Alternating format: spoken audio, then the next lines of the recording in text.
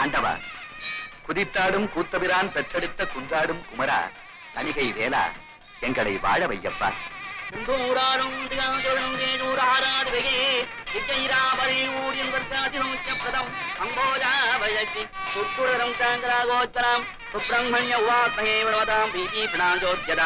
சதமானம் பவதி சிதா இந்திராய சேவேந்திரே.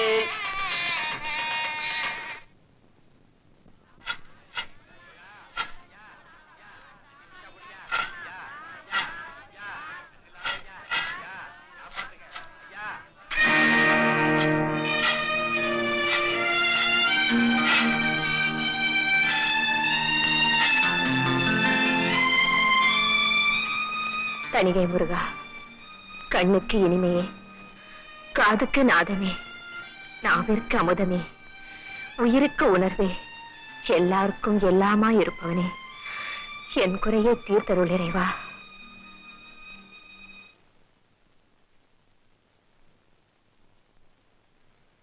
அப்பா. உமா, நம்ம வீட்டுல தினம் 1000 பேருக்கு அன்னதானம் செய்யறோம். என் மக இப்படி பிரார்த்தனைன்னு பிச்சை எடுக்கிற கொடுமையை இன்னும் எத்தனை நாளைக்குமா நான் பாத்துக்கிட்டு இருக்கணும்? அப்பா, இந்த கோலத்துல என்னை இன்னும் எத்தனை நாள் பாக்கணும்னு அந்த குமரன் ஆசைப்படுறானோ அத்தனை நாளும் பிச்சை எடுப்பேன்பா. ஏம்மா, உன் அந்தஸ்துக்கு இது ஏற்றதுதானா? அப்பா, அவனே ஒரு ஆண்டி. அவனை வேண்டவங்க அந்தஸ்தை பத்தி நினைக்கிறது அபச்சாரம் இல்லையாப்பா? அம்மா, நடக்கக்கூடிய காரியம்னா அதுக்கு முயற்சி பண்ணலாம். ஆனா உன்னுடைய கோரிக்கை நிறைவேறக்கூடியதா எனக்கு தோணல. இல்லப்பா, நம்பினவங்கள அவன் எப்பவுமே கைவிட்டதில்லை. என் பிரார்த்தனைக்கு நிச்சயமா பலன் கிடைக்கும். உட்காருமா, உட்கார். ஏன் பாட்டி, உமாமா கையால விபூதியை கொடுத்தா எந்த வியாதியும் பஞ்சியா பறக்க? எப்படி அவங்களுக்கு இவ்வளவு சக்தி வந்தது? இவங்க அம்மா சிவகாமி பெரிய முருக பக்தை. கற்பத்தோட இருந்தப்போ தினசரி முருகநாமாவளை பாடி பூஜை செய்வான். தெய்வ அனுகிரகத்தினால பிறந்தவ உமா. 4 வயசுலயே கந்தசஷ்டி கவசத்தை ராகத்தோட பாடுவான். ஊரே அதிசயப்படும். முருகனோட அனுகிரகத்தினாலதான் இதுக்கு இவ்வளவு சக்தி இருக்கு.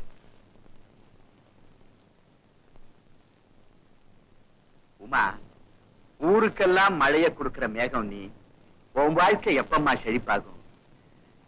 எவ்வளவு ஆசையா உனக்கு கல்யாணம் பண்ணி வச்சேன். ஆனா அது பொம்மை கல்யாணம் மாதிரி ஆயிடுச்சேம்மா.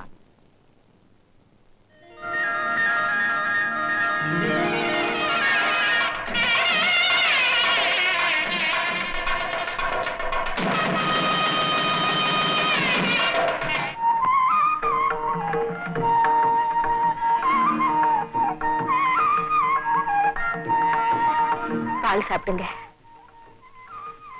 பால் சாப்பிடுற சடங்கெல்லாம் அப்புறம் முதல்ல நான் கேட்கிற கேள்விக்கு மறைக்காம பதில் சொல்லு.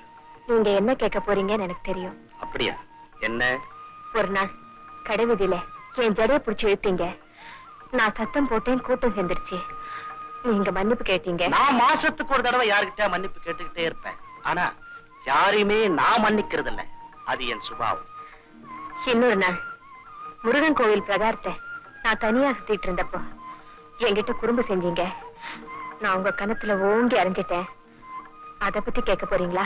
ஆமா, அது மட்டும் இல்ல, அவ்வளவு கடுமையா நடந்துகிட்ட நீ உன்னை நான் முறப்படி பெண் கேட்க வந்தப்போ மறுப்பே சொல்லாம உடனே சம்மதிச்சிட்டியே. அது எதுக்கு? நான் உங்களை இவ்வளவெல்லாம் அவமானப்படுத்தியும் அத பத்தி கொஞ்சம் கூட கவலைப்படாம என்னையே கல்யாணம் பண்ணிக்கணும்னு நினைச்சீங்களே, அந்த ஆழ்ந்த காதலை நான் மதிச்சேன். நீங்க எனக்கு கிடைக்கிறது என் பூர்வ ஜென்ம புண்ணியம் நினைச்சேன்.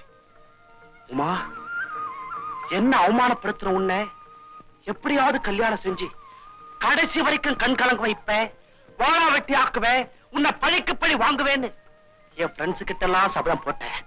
ஆனா இப்பதான் உன்னுடைய உயர்வான மனசு புரிஞ்சுக்கிட்டேன். என்ன மன்னிச்சிருமா? ஐயோ, இந்த நல்ல நாள்ல அதெல்லாம் சொல்லாதீங்க. வா.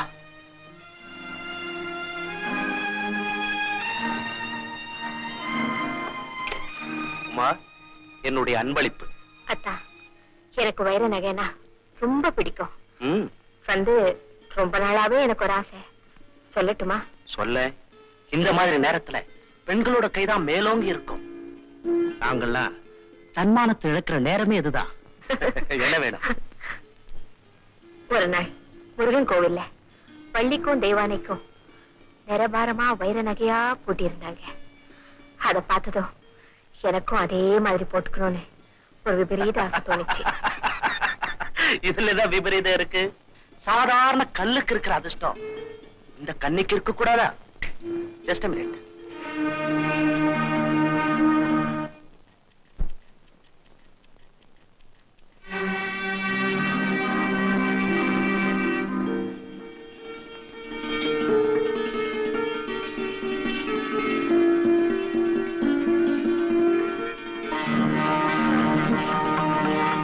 உமா, இன்னும் கொஞ்ச நேரத்துல உயிருள்ள ஸ்வர்ண விக்கிரகமா மாறப் போறேன்.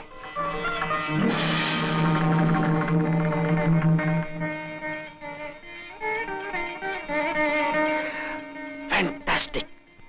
அப்படியே அம்பாள் மாதிரியே இருக்க. ஏன் திருஷ்டியே பட்டுடும். கண்ணாடியில போய் பாரு.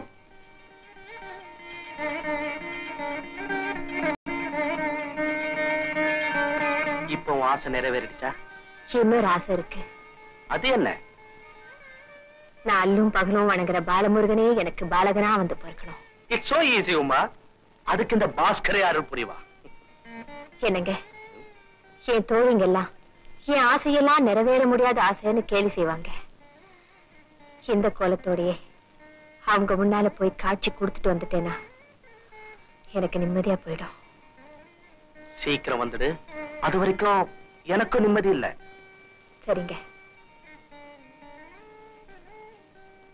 அம்மா, தாயே, அகிலாண்டேஸ்வரி, உமா மகேஸ்வரி, உன்னை போல நானும் ஒரு பொண்ணு, என்ன போல நீயும் ஒரு பொண்ணு. என் குறைய தீர்க்க கூடாதா? நான் உங்ககிட்ட அப்படி என்ன கேட்டுட்டேன்? புள்ள வரமா கேக்குறேன், இல்ல ரேஸ்ல ஜாக்பாட் அடிக்கணும், லாட்டரியில முதல் பரிசு விழுகணும்னு கேக்குறேனா? இல்லையே, என் புருஷனை கொஞ்சம் திருத்துன்னு சொல்றேன், திருத்த மாட்டேங்கிறியம்மா. என்னம்மா இப்படி பண்ற? அவரை இப்படி பிரேக் இல்லாத லாரி மாதிரி ஓட விட்டுட்டியே. கும்பாபிஷேகம் கும்பாபிஷேகம்னு ஊரை ஏமாத்தி டிக்கெட் வித்து வாயில போட்டுக்கிறாரு. மிலிட்டரி ஹோட்டல்ல லட்டை வாங்கிட்டு வந்து திருப்பதி லட்டுன்னு பொய் சொல்லி விக்கிறாரேம்மா. அவரை கொஞ்சம் திருத்தப்படாதா? என் குறைய கேட்க கூடாதா? அம்மா தாயே, வந்துருமா வந்துருமா. ஐயோ தெய்வமே, நீயா? நீயேதானா? அம்மா, அங்க இருக்க நீ அகிலாண்டேஸ்வரி, ஆதிபராசக்தி, காசி விசாலாட்சி, காஞ்சி காமாட்சி, மதுரை மீனாட்சி. அம்மா தாயே, என் குரல் உன் காதுல கேட்டுடுச்சா? ஐயோ, நான் லவுட் ஸ்பீக்கர் கூட வைக்கலையே. ஐயோ ஐயோ ஐயோ, என் கோரிக்கையை நிறைவேற்ற இமயமலையில இருந்து இவ்வளவு ஸ்பீடா வந்துட்டியே. புருஷங்கிட்ட சொல்லிட்டு தான் வந்தியா? இந்த காலத்து பொம்பளைங்க எல்லாம் சொல்லாம வந்துடுறாங்க. ஐயோ, எனக்கு கையும் உடல காலும் உடல. ஐயோ, நான் உன்னை எப்படி கூப்பிடுவேன், எப்படி கும்பிட போறேன்? ஐயோ, இந்த அலமரப்புல என்னது இந்த திருப்பாவை திருவம்பாவிக்கிற மறந்து போச்சே. ஐயோ, என்ன சாப்பிடுறேன்? இந்த ஆப்பிள் சாப்பிடு, இது உங்க ஊர்ல கிடைக்காது. ஆமா சாப்பிடு. ஏது தெரியுமா? உமா மாவுட்ல இருந்து எங்க வீட்டுக்காரர் வாங்கிட்டு வந்ததா? சொல்லாத. திருடிட்டு வந்தது. திருடிக்கிட்டு வந்தாரா? உனக்கு எப்படி தெரியும்? ஐயோ, உனக்கு தெரியாது என்ன இருக்கு? நீதான் முக்காலும் வந்தவளாச்சே. திருடுறாருன்னு சொல்றியே, திருடுற மனசுல கொஞ்சம் திருத்தக்கூடாதா? அது சரி, வந்ததுதான் வந்த, பட்ட பகல்ல வரக்கூடாது. இந்தியாவுக்கு சுதந்திரம் வந்த மாதிரி நட்ட நடுராத்துல வந்து நிக்கிறியே. நீ வந்துட்டு போனேன்னு சொன்னா ஐயோ, எவ்வளவு என்ன நம்ப கூட மாட்டாளே. என்ன திருட்டு தெருக்கி கிறுக்கு தெருக்கின்னு சொல்லுவாளுங்களே. ஐயோ, நான் என்ன செய்வேன்? யார கூப்பிடுவேன் சாட்சிக்கு? ஐயோ, இந்த மனுஷன் எங்க? நான் தெய்வம் இல்ல, உமா வந்திருக்கேன். எந்த உமா? உமா எங்க உமாவா? நேசமா? எங்க? என்னது வலிக்குது. எங்க உமாவா? நான் அப்பவே நினைச்சேன், தெய்வம்னா எக்கச்சக்கமா கை இருக்குமே, ரெண்டே ரெண்டு கை தானே இருக்குது. ஐயோ, என் ராசாத்தி எவ்வளவு அழகா இருக்க. அது சரி, என்ன இது கோலம்? புது மாப்பிள்ளைங்க தனியா தவிக்க விட்டுட்டு போ. அட, என்ன ஏதாவது சொல்ல விட்டாதானே? அப்படி என்ன என்கிட்ட உனக்கு தலை போற விஷயம்? தலை போற விஷயம் தான். இப்படி வா. என்ன?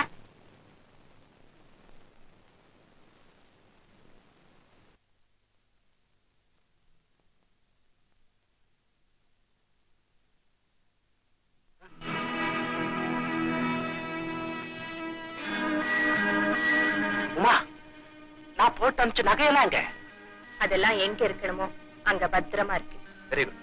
எங்க பெட்டியிலையா? இல்ல, முருகன் கோவில் கஜானா பெட்டியில.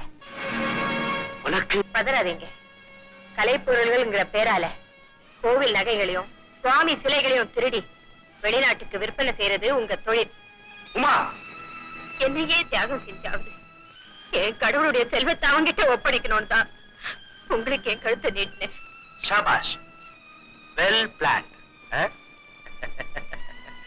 நானும் வெளிப்படையா சொல்றேன், சில திருட்டு என் தொழில், இனியும் நான் செய்ய போற தொழில். வேண்டாங்க, கோவில் சொத்து வீட்டுல இருக்கிறது கூரை மேல நெருப்பு இருக்கிற மாதிரி. தயவு செஞ்சு நான் சொல்றதை கேளுங்க. நான் சொல்றத நீ கேளுடி கழுத. கொள்ளை அடிக்கிறதா என்னுடைய லட்சியம், அதை யாராலும் மாற்ற முடியாது. பணிவோடு ஏன் லட்சியத்தையும் சொல்றேன் கேளுங்க. இனிமேலும் கோயில் சொத்து கொள்ள போகாம என் புருஷனை தடுக்கணும். என் இஷ்ட தெய்வமான முருகப்பெருமான் முன்னால உங்களை கொண்டு போய் நிறுத்தணும். நமக்கு பிறக்க போற குழந்தைக்கு வடிவேலன்னு பேர் வைக்கணும். ஏன் சிரிக்கிறீங்க?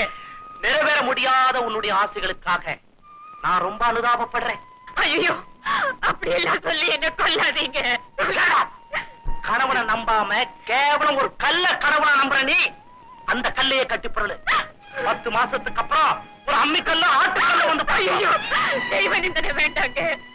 அரசு அன்று கொல்லும், தெய்வம் நின்று கொல்லும். எந்த குழந்தைய கேட்டா கூட சொல்லுமே. பழைய கதை பள்ளிக்கூடத்திலே படிச்சிருக்கேன். சூரனை வென்றவன், மலையை வென்றவன், நினைத்ததை நினைத்தவாறு அருளும் அமலன் விமலன், அள்ளி கொடுக்கும் புள்ளிமயில் வேலன். சந்தேகம் என்ன?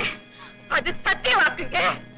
அடியார்கள் அழைக்கும் முன்னே ஓடி வந்து அருள் புரியத்தான் அந்த ஆறுமுகன் பூமியில ஒரு காலம், புள்ளிமயில் மேல ஒரு காலம் வச்சு காத்துட்டு இருக்கான். அருமையான விளக்கம். அப்போ உன்னுடைய துயர சீக்கிரத்துக்காகவும் இந்த ஆண்டு பய வருவான்னு நீ நம்புற இல்லையா? உறுதியிலும் உறுதியா நம்புறேன். ஆல்ரைட், நான் உன்னை விவாகரத்து செய்ய போறேன். நான் இல்லாம உனக்கு ஒரு குழந்தை கொடுக்க வருவானா உன் வடிவேலன்? பார்க்கிறேன். நான் அவன் மேல கொண்டிருக்கிற பக்தி உண்மையானா வடிவேலன் நிச்சயம் வருவான். எனக்கு ஒரு குழந்தை பிறக்க அருள் புரிவான். ஓ, அந்த குழந்தைக்கு இந்த சுப்பந்தான் அப்பனோ? இல்ல, நீங்கதான். இது சத்தியம். இதை சாதிக்க வருவான் வடிவேலன். நிச்சயம் வருவான் வடிவேலன். நிச்சயம் வருவான். வேலம் வருவான், வடிவேலம் வருவான். கந்த என்ன கைவிட மாட்டான். பக்தி இருக்க வேண்டியதாமா, ஆனா அது பைத்தியமா மாறிடக்கூடாது. உன் புருஷன் உன்னை விவாகரத்து செய்ய போறேன்னு சொல்றான். ஆனா நீ என்னன்னா அவனுக்கே ஒரு குழந்தைய பெற்று அதுக்கு வடிவேலன்னு பேர் வைக்க போறேன்னு சொல்றேன். ஏம்மா, இதெல்லாம் நடக்கிற காரியமா? வெற்றி வடிவேலா, தனியை முருகா, நான் எந்த வேளையும் வணங்கும் கந்த வேலை. என் லட்சியம் நிறைவேறணும். ஏன் வெற்றி உன் வெற்றிப்பா. உன் நம்பிக்கையை நினைக்கும் போது எனக்கு ரொம்ப ஆச்சரியமா இருக்குமா. அப்பா, இந்த தும்பிக்கை என் தம்பி மேல நம்பிக்கை வச்சுட்டா நம்ம துயரமெல்லாம் தூசியா பறந்துடும். அப்பா, என் கணவர் திரும்பி வந்து நிச்சயமா என் கூட குடும்பம் நடத்துவாரு. நீ இங்க ஏங்கி தவிக்கிற. பாஸ்கர் எங்க இருக்கானோ, என்ன செய்யறானோ?